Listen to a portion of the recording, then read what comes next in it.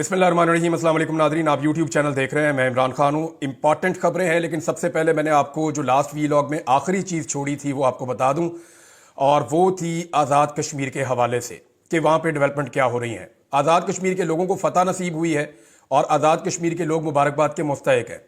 मैं अहमद फरहाद साहब का ट्वीट इसलिए पढ़ के सुना रहा हूँ कि वो भी हमारे कश्मीरी भाई हैं और उन्होंने इसके ऊपर जो ट्वीट किया है वो बहुत इंपॉर्टेंट है। उन्होंने वो फैक्टर्स सारे बताए हैं जो अचीव किए हैं, जो सारे टारगेट अचीव किए हैं आज़ाद कश्मीर के शहरियों ने। उन्होंने नंबर 1 ये कहा कि मुजाहिरीन के सामने हुकूमत ने घुटने टेक दिए हैं। सदारती ऑर्डिनेंस की मनसूखी करते हुए काले कानून के तहत गिरफ्तार तमाम अफराद को रिहा करने का हुक्म दे दिया है। रहनुमाओं पर आज तक कायम की गई तमाम FIR खत्म। 40% प्रॉपर्टी टैक्स को कम करके 14% कर दिया गया है। बिजली के बिलों में भी फी यूनिट बड़ी कमी की मंजूरी दे दी गई है। तहरीक के दौरान बरतरफ सरकारी मुलाजमीन को बहाल करने का हुक्म दे दिया गया है। शोहदा के लवाहिकीन को नौकरियां दी जाएंगी और जख्मियों को 10 लाख फी कस दिए जाएंगे। इसके अलावा भी जो कुछ भी चार्टर ऑफ डिमांड के अंदर शामिल था उन मुतालबात की मंजूरी के लिए मुज़ाकरात होंगे और 6 माह के अंदर अंदर उन पर अमल दरामद किया जाएगा। ये जनाब नीचे इसका मुसवदा भी मौजूद है। 12 इसके पॉइंट्स हैं और जॉइंट अवामी एक्शन कमेटी 23 जनवरी 2025 की लॉन्ग मार्च कॉल वापस लेने का ऐलान करती है, क्योंकि एक बहुत बड़े लॉन्ग मार्च का भी इन्होंने ऐलान किया था और ये कहते फिर हम इस्लामाबाद आ रहे हैं, रोक सको तो रोक लो। और आज़ाद कश्मीर के शहरियों ने आज़ादी के लिए इकट्ठे होकर जिस लेवल की उन्होंने लड़ाई लड़ी है, इसकी माजी में कोई और मिसाल मिलती नहीं है। यहां पे मेरे पास एक और इंफॉर्मेशन है, वो मैं आपके साथ शेयर करता हूं कि एक्चुअली इन्होंने इसको अचीव कैसे किया। इस पे सोराब बरकत साहब, ज्यादती होगी मैं उनका नाम नहीं लूंगा, तो उन्होंने 4 बड़े बुनियादी नुकात की निशानदेही की है और यही नुकात हैं उनकी कामयाबी के। नंबर 1, अवाम ने एका कर लिया था, यानी एकदम तमाम शहर और हर दुकान बंद कर दी गई थी आज़ाद कश्मीर में। एका कर लिया था अवाम ने, उनके अंदर इत्तफाक था, इत्तेहाद था आज़ाद कश्मीर के लोगों में। नंबर 2, मुकम्मल पहिया जाम, सड़कें बंद कर दी गई, कोई गाड़ी नहीं चलने दी गई। 72 घंटे तक हर चीज को साकत कर दिया था। बल्कि मैं एक वीडियो देख रहा था, एक दूल्हा बेचारा पाकिस्तान से आज़ाद कश्मीर में दाखिल हो रहा था शादी के लिए, तो उस दूल्हे की गाड़ी को फिर मौके की नज़ाकत को देखते हुए या हालात को समझते हुए और उसकी मजबूरी को समझते हुए उसकी गाड़ी को मुजाहिरीन ने निकाला। उनका बहुत शुक्रिया, ये विजुअल देख के हमारे दिल को अच्छा लगा। और एम्बुलेंसों को वो निकालते थे, इमरजेंसी को वो निकालते थे। बाकी उन्होंने सारे 8 के 8 एंट्री पॉइंट हर जगह से अलग अलग बंद कर दिए थे। अवामी प्रेशर को हर घंटे बढ़ाया गया था और आपसी गुफ्तगू, आपसी इख्तलाफात वो सारे वो भूल गए थे। उन्होंने कहा जी आपसी इख्तलाफ अपनी जगह पे, बिजली का बिल हर दुकानदार को, हर घर वाले को देना पड़ता है, हम सबका मसला इकट्ठे हो जाओ। उन्होंने कहा जी टैक्स जो है ये सबके ऊपर लग जाएगा, इकट्ठे हो जाओ। ये जो कानून काला पास किया गया है ये सबके ऊपर लग जाएगा, इकट्ठे हो जाओ। और आज अगर एक पार्टी हुकूमत में है तो कल दूसरी होगी, और वैसे भी कोई पार्टी हुकूमत में नहीं है इस वक्त। ना वहां पे पीपल्स पार्टी की हुकूमत है, ना PMLN की हुकूमत है, ना PTI की हुकूमत है।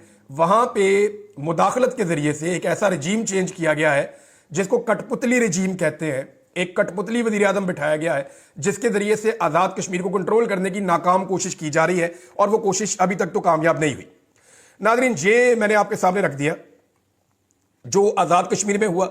आज़ाद कश्मीर के शहरी मुबारकबाद के मुस्तहिक हैं और उन्हें अपनी तहरीक में कामयाबी बहुत बहुत मुबारक हो।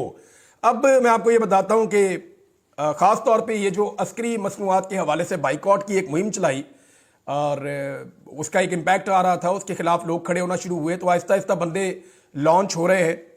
एक बंदा जो है उसको बार बार लॉन्च किया जाता है, शाहिद अफरीदी, और शाहिद अफरीदी साहब को एक दफ़ा फिर लॉन्च किया गया है। इनके जो चंद बयानात हैं वो मैं आपके सामने रख देता हूं, फिर मैं आपको बताता हूं कि एक्चुअली शाहिद अफरीदी साहब को कैसे लॉन्च किया जाता है। देखिए, एक चीज का और भी बाइकआउट करना होगा पाकिस्तानियों को। एक है एस्टेब्लिशमेंट की ऐनक। माजी में ये ऐनक हमने भी पहनी हुई थी, बहुत सारे हमारे और साथी हैं उन्होंने भी पहनी हुई थी। जब आदमी ये ऐनक पहन लेता ना फिर उसे कुछ नजर नहीं आता, फिर आदमी को वही नजर आता है जो एस्टेब्लिशमेंट की ऐनक आपको दिखाना चाहती है। माजी में ये ऐनकें सबको पहनाई गई है, पूरे पाकिस्तान ने पहनी हुई थी, तो हम सारे अपने इस जुर्म का एतराफ बारी बारी करते रहते हैं, पूरा पाकिस्तान ये करता है। ये ऐनक इमरान खान साहब ने भी पहनी थी, बाकी सब ने पहनी थी, लेकिन अच्छी बात यह है कि अवाम की आंखों का ऑपरेशन हो गया और बहुत सारी चीजें उनके लिए क्लियर हो गई। तो ये जो है ना एस्टेब्लिशमेंट की ऐनक पहन के जब देखते हैं तो फिर ऐसे ही नजर आता है जैसे आजकल शाहिद अफरीदी को नजर आ रहा है। मैं आपको दिखाता हूं उनका स्टेटमेंट क्या है। शाहिद अफरीदी साहब जनाब अली फरमा रहे हैं कि मेरी ख्वाहिश थी कि क्रिकेट खेलूं या आर्मी में जाऊं। इमरान खान को देखकर क्रिकेट शुरू की। इमरान खान नहीं होते तो क्रिकेटर नहीं बनता। याद रखिएगा कि शाहिद अफरीदी अपने हर कार्रवाई के अंदर पहले इमरान खान की तारीफ करते हैं, फिर पीठ में छुरा घोंपते हैं। अभी मैं आपको बताता हूं कि कैसे पीठ में छुरा घोंपा। इमरान खान साहब की जो ताकत है वो सोशल मीडिया है। सोशल मीडिया पर बदतमीजी और इखलाकियात से उतरकर बात होती है। लोग अपने आप को तालीम याफ्ता कहते हैं मगर बेचारों की तरबियत नहीं है। जनाब ये शाहिद अफरीदी का स्टेटमेंट है। फिर शाहिद अफरीदी ने एक और अटैक किया इमरान खान पे कि मुल्क चलाने की बात है, सारे बैठते हैं, मुल्क को लेकर चलते हैं। अगर आपकी नीयत है तो मुल्क को लेकर चलो। अगर मेरी नीयत यह है कि मैं तो बिल्कुल ठीक हूं, सामने वाला चोर है, डाकू है, ऐसा नहीं हो सकता। तो चोर और डाकू जो है बाकी पॉलिटिकल पार्टीज को इमरान खान कहते हैं। इमरान खान को कोई चोर और डाकू नहीं कहता। तो शाहिद अफरीदी ने एक बारीक वारदात इमरान खान के खिलाफ ये डाली। फिर एक और स्टेटमेंट देखें, अगर पीटीआई की हुकूमत चली गई थी तो उनको मजबूत अपोजिशन के तौर पर पार्लियामेंट में रहना चाहिए था। इमरान खान की टीम की सिलेक्शन बेहतर हो सकती थी। ये दो कीड़े मजीद निकाले शाहिद अफरीदी ने इमरान खान के अंदर। अब जरा मैं कुछ चीजें आपके सामने रख देता हूं शाहिद अफरीदी के हवाले से, बहुत जरूरी है। इनको रीलॉन्च किया गया एक मरतबा फिर और इनको मैदान में उतारा गया है। आज अगर आप गौर करें ना तो शाहिद अफरीदी साहब का जो तरीका वारदात है वो जरा मुख्तलिफ है। अगर आप इमरान खान की तारीफ करें और फिर पीठ में छुरा घोंपें तो फिर तो एक्सपोज करना बनता है ना। हाँ, अगर आप ये कहें कि मैं शहबाज शरीफ का साथी हूं या मौलाना फजलुर रहमान का साथी हूं या मैं एस्टेब्लिशमेंट का टाउट हूं या मैंने ये वाली साइड पक्की पक्की ले ली है और मैं इमरान खान को दुश्मन हूं, तो फिर तो आप इमरान खान पर तनकीद करें तो बात समझ आती है। यानी शाहिद अफरीदी साहब को जो ऐनक उन्होंने पहनी हुई है ना, इसके अंदर उनको जुल्म नजर नहीं आया। चादर और चार दीवारी का तगद्दुस पामाल हुआ वो नजर नहीं आया। मैं इमरान खान का फैन हूं, इमरान भाई कहते हैं हर जगह पे, मगर इमरान खान के गरेबान में जब हाथ पड़ा वो शाहिद अफरीदी को नजर नहीं आया। इमरान खान का मैंडेट चोरी हुआ वो नजर नहीं आया। 26 नवंबर को डी चौक में जो पश्तूनों की लाशें पड़ी थी, बलोचों की लाशें पड़ी थी, पंजाब के शहरियों की, वो नजर नहीं आई। इस्लामाबाद में पश्तूनों के साथ गुज़िश्ता चंद दिनों से जो सलूक हो रहा है 26 के बाद से अब तक, जिस तरह पश्तूनों को रुस्वा किया जा रहा है रंग और नस्ल की बुनियाद के ऊपर, वो जुल्म और जबर शाहिद अफरीदी को नजर नहीं आया। पंजाबी बोल उठे इस जुल्म के खिलाफ, मगर शाहिद अफरीदी ने इसके खिलाफ आवाज नहीं उठाई। लापता अफराद, जबरी गुमशुदगियां नजर नहीं आई। इद्दत वाला घटिया केस शाहिद अफरीदी को नजर नहीं आया। इमरान खान जिनको वो भाई कहते हैं, उनके ऊपर 188 मुकदमात का जुल्म शाहिद अफरीदी को नजर नहीं आया। आज भी जो ऐनक शाहिद अफरीदी को पहनाई गई है उसमें उन्हें सिर्फ इमरान खान की सियासी गलतियां नजर आती हैं। यानी उनको यह पता है कि 2022 में क्या हुआ, इमरान खान ने क्या गलती की, उनकी टीम अच्छी नहीं थी। कीड़े आज भी इमरान खान में निकालने। इमरान खान के दौर में महंगाई कम थी लेकिन इमरान खान बुरा है। आज महंगाई ज्यादा है लेकिन मौजूदा हुकूमत के खिलाफ एक लफ्ज अपने मुंह से नहीं निकालना। इमरान खान को भाई कहना है और इमरान खान की ही पीठ में छुरा घोंपना है। यह बार बार शाहिद अफरीदी ने किया है। इमरान खान की टीम में खराबियां नजर आ रही हैं, मौजूदा टीम में कोई खराबियां नजर नहीं आ रही। मजलूम के हक में जुल्म के खिलाफ खड़े होने की बजाय शाहिद अफरीदी साहब चुप रहते तो बेहतर था। लेकिन चुप रहना तो दूर की बात है, वो मजलूम के हक में खड़े होना भी दूर की बात है। वो मजलूम के किरदार में कीड़े निकालते हुए आपको हर दफा नजर आएंगे।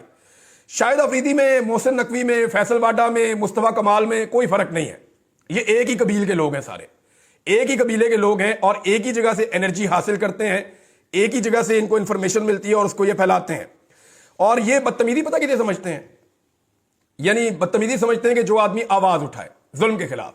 मिसाल के तौर पे जुल्म करना बड़ी अच्छी तमीज है, लाशें गिराना बड़ी अच्छी तमीज है, औरतों को गिरफ्तार करना बड़ी अच्छी तमीज है, बच्चों पर तशद्दुद करना बड़ी अच्छी तमीज है, छोटे बच्चों को गिरफ्तार करना बड़ी अच्छी तमीज है, चादर और चार दीवारी का तकद्दुस पामाल करना और बार बार करना बड़ी अच्छी तमीज है, मैंडेट चोरी करना अवाम का बड़ी अच्छी तमीज है, इद्दत वाला केस जो है वो बड़ी अच्छी तमीज है, सिर्फ रंग और नस्ल की बुनियाद के ऊपर इस्लामाबाद में गिरफ्तारियां करना यह बड़ी अच्छी तमीज है, लोगों को नंगा करना तमीज वाला काम है, सहाफियों को जबरी तौर पर लापता करना यह तमीज वाला काम है, अदालतों पर कब्जा करना यह तमीज वाला काम है, एमएनएस को उठा लेना यह तमीज वाला काम है, केपी हाउस को तोड़ देना यह तमीज वाला काम है, कौमी असम्बली के अंदर अटैक करके अरकान असम्बली को उठा लेना यह तमीज वाला काम है।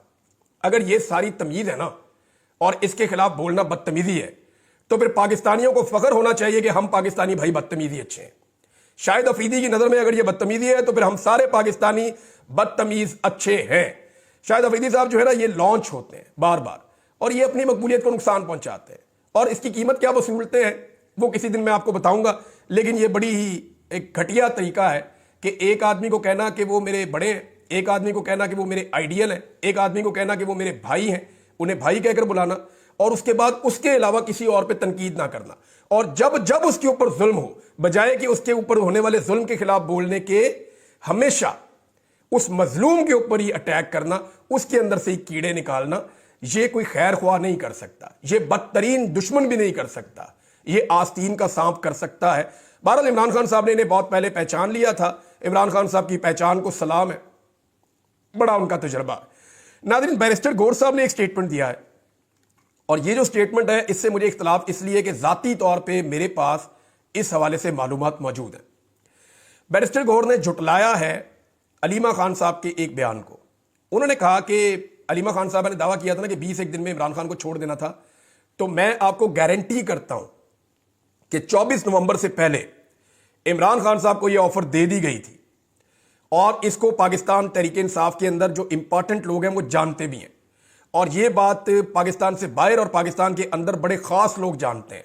اور یہ آفر ڈائریکٹلی بہت اوپر سے آ رہی تھی، اور آفر یہ تھی کہ 15 دسمبر سے پہلے عمران خان صاحب کو رہا کر دیا جائے گا، جیسی گارنٹی چاہیے آپ لے لیں.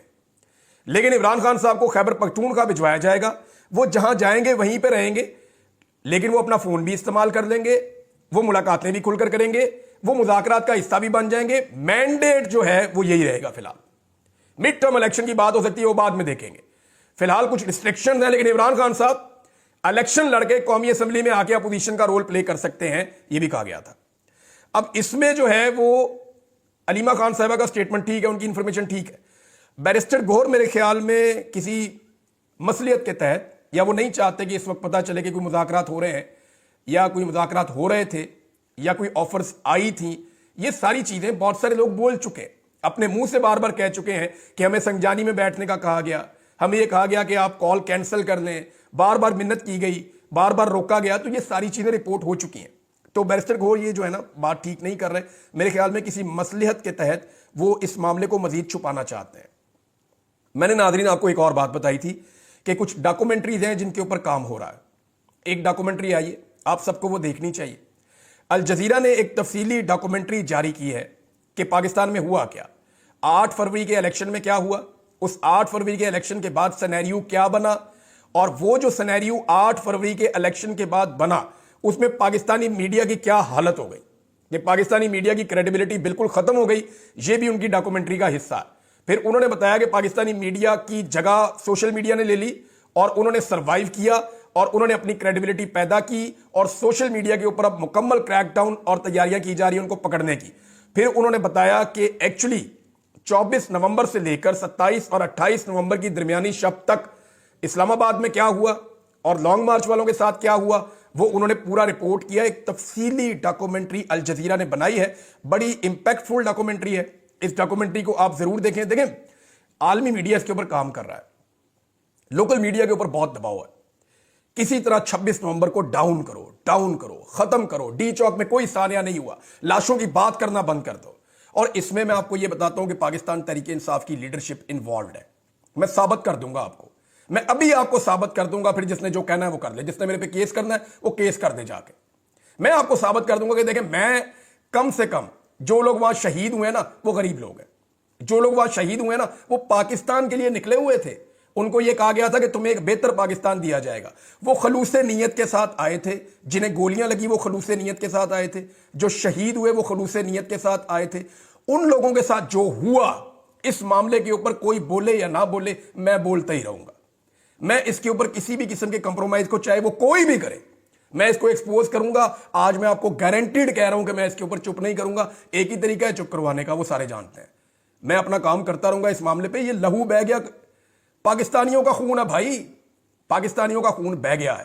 میں نے سانحہ ماڈل ٹاؤن کے اوپر بالکل کمپرومائز نہیں کیا تھا. میں آخری وقت تک اس کے اوپر آواز اٹھاتا رہا تھا، اور اب بھی میں آواز اٹھاؤں گا. میں اس پہ پیچھے نہیں ہٹوں گا.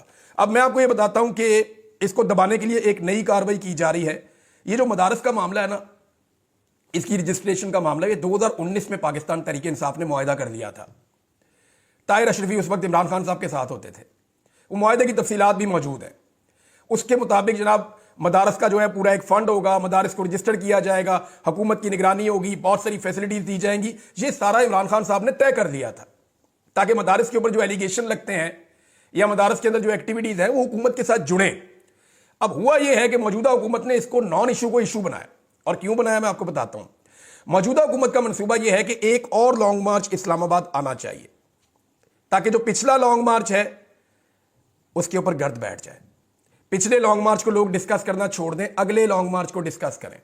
جان بوجھ کر ایک لانگ مارچ کو اسلام آباد میں دعوت دی جا رہی ہے اور علماء اکرام کو, فضل الرحمان صاحب کو, دیگر مدارس کے لوگوں کو کہا جا رہا ہے کہ اسلام آباد پہنچیں. ہلکی پھلکی موسیقی وہاں پہ ہوگی, لاٹھی چارج, ڈنڈے, آنسو گیس تھوڑا بہت چلے گا. ایک ڈرامہ کریٹ کیا جائے تاکہ جو 26 نومبر کی رات وہاں پہ ہوا, جو قتل عام ہوا, اس کے اوپر پردہ ڈالا جا سکے. اس کو دبانے کے لیے ایک نیا کھیل کھیلا جا رہا ہے اور اس میں کچھ لوگ سہولت کاری بھی کر رہے ہیں. فضل الرحمان صاحب نے ہمیشہ اسٹیٹس کو کی مدد کی ہے, میں ان کی نیت پہ شک نہیں کر رہا. وہ یہ چاہتے ہوں گے کہ مدارس کے معاملے میں معاملات بہتر ہوں, لیکن ان کے سٹیٹمنٹ پہلے بھی بڑے سخت تھے. لیکن اینڈ آف دا ڈے فضل الرحمان صاحب نے کیا کیا؟ فضل الرحمان صاحب نے پورے سسٹم کی سہولت کاری کر دی. اور سہولت کاری اس طرح ہوئی کہ اس آئینی ترمیم کے بعد جو باقی بچنے والی چیزیں تھیں انہوں نے قانون کے ذریعے کر لی. اور اس قانون کو اس لیے ریورس نہیں کیا جا سکتا کہ آئینی ترمیم کے نتیجے میں فضل الرحمان صاحب نے اس حکومت کو وہ آئینی بینچ دے دیا جس کے اندر کوئی چیز اب چیلنج نہیں ہو سکتی. اگر ہوگی تو حکومت کے حق میں فیصلہ آئے گا, کیونکہ وہ بینچ بنایا ہی حکومت نے خود اپنی مرضی کا ہے. لہذا یہ چیز ہوگی کلیئر. فضل الرحمان صاحب نے مکمل سہولت کاری موجودہ نظام کو دی تھی اپوزیشن میں بیٹھ کے. اب دوبارہ سے وہ اس معاملے کے اوپر میرے خیال میں مٹی ڈالنے کے لیے, پردہ ڈالنے کے لیے وہ اپنے لوگوں کو لائیں گے اور توجہ ہٹانے کی اور توجہ بٹانے کی کوشش کریں گے تاکہ ڈی چوک سے توجہ ہٹائی جا سکے. نہیں ہٹے گی. اس پہ پاکستانی بات کرتے رہیں گے. اور سوال ایک ہی ہے کہ گولی کیوں چلائی. ایک ہی سوال ہے نا, گولی کیوں چلائی؟ گولی نہیں چلانی چاہیے تھی.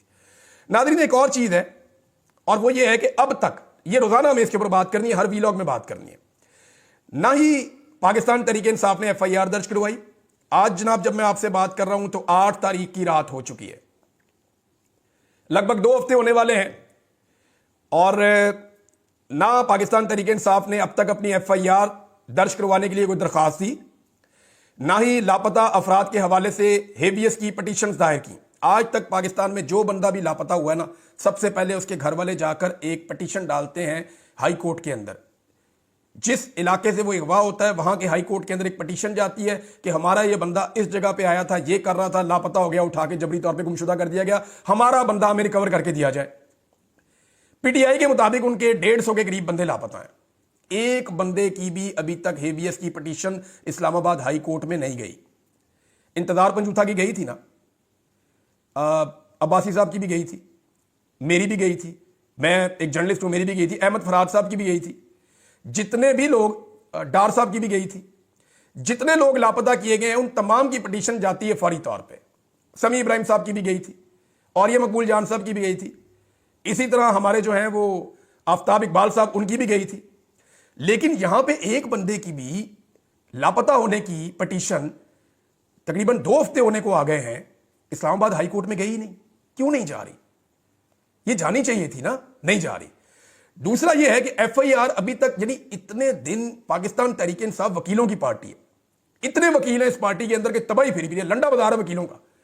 ابھی تک ایک FIR وہ نہیں لکھ سکے کہ جناب اس دن وقوع کیا ہوا اور FIR کیسے ہونی چاہیے. نمبر 3 جو ہے وہ CCTV فوٹیج کو محفوظ بنانے کے حوالے سے 2 ہفتے گزرنے کے باوجود پاکستان تحریک انصاف نے کوئی قدم نہیں اٹھایا, ابھی تک نہیں اٹھایا. اور میں آپ کو یہ خبر دے دیتا ہوں کہ اب CCTV فوٹیج نہیں ملنی. یہ تحریک انصاف الٹی لٹک جائے, یہ اب جو مرضی کر لے عمران خان صاحب جب باہر آئیں گے, اب CCTV فوٹیج نہیں ملنی. جو ہونا تھا انہوں نے وہ کر لیا. اب جہاں پہ وہ سیف ہے یا جہاں پہنچ گئی ہے وہ وہیں پہ ہے, اب CCTV فوٹیج نہیں ملنی. Number 3 supreme court of Pakistan میں کسی نے کوئی پٹیشن نہیں ڈالی, ابھی تک کوئی وہاں نہیں گیا. اور اب میں جو آپ کو خبر دینے لگا ہوں, یہ خبر سننے کے بعد مجھے بہت مایوسی ہوئی, لیکن مایوس ہونے سے بہتر ہے کہ اپنے حصے کی آواز اٹھائیں, اپنے حصے کی آپ شمع جلائیں. وہ یہ ہے کہ تحریک انصاف کے اندر جب پولیٹیکل کمیٹی کی بار بار میٹنگ ہوتی ہے تو اس میں بہت سارے اراکین بار بار یہ کہتے ہیں کہ FIR کیوں نہیں ہو رہی, ہم اپنے لاپتہ افراد کے لیے کیوں آواز نہیں اٹھا رہے, CCTV فوٹیج کے لیے کیوں نہیں کوشش کر رہے. تو جو سینئر قیادت ہے نا پاکستان تحریک انصاف کی, وہ وہاں پہ کہتی ہے کہ یہ ٹیکنیکل ایشو ہے, اس پہ کام ہو رہا ہے. اس سینئر قیادت کو میں اغوا کرواؤں نا, یہ سینئر قیادت اغوا ہونا تو 2 گھنٹے کے اندر جا کے پٹیشن جمع ہو جائے گی ہائی کورٹ کے اندر. 2 گھنٹے کے اندر پٹیشن ابھی آپ بیرسٹر گور کو اٹھا لیں یا کسی اور کو سینئر کو اٹھا لیں, 2 گھنٹے کے اندر پٹیشن نہ ہو, اسلام آباد ہائی کورٹ میں چھٹی والے دن یہ پہنچ جائیں گے, جا کے پٹیشن دائر کریں گے, یہ کروائیں گے. لیکن وہ غریبوں کے بچے جو اٹھائے گئے ہیں 150, ایک کے اوپر بھی انہوں نے ابھی تک پٹیشن دائر نہیں کی. اور اس میں جو ہے وہ پٹیشن تو آئیں گی اور ان کے اوپر جو ہے وہ عدالتیں ایکشن بھی لیں گی. وہ کیسے ہوگا وہ میں آپ کو بعد میں بتاؤں گا.